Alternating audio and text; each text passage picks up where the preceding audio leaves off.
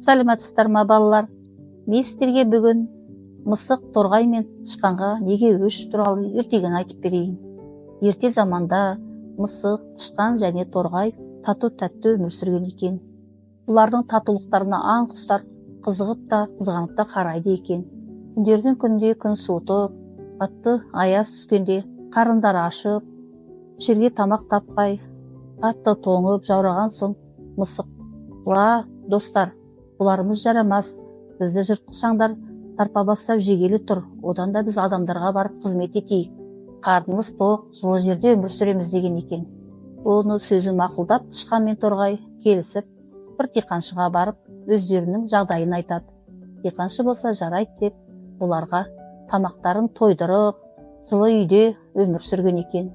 Күндердің күнінде торғай мен тышқан болса, семіріп, үлкейіп баратқанын байқаған мысық: "Ай, бәріміздің жейтін тамағымыз бәрі бірдей. Бұлар неге семіріп баратыр?" деп күмәнданып, арттарынан аңди бастайды мысық.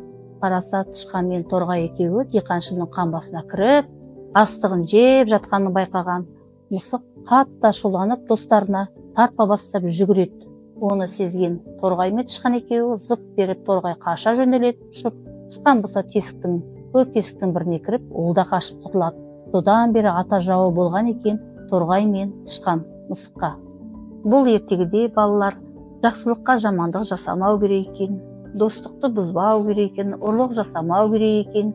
Естеріңізден шығармаңыздар балалар. Ал енді ертегім аяқталды балалар. Сау саламат болыңдар.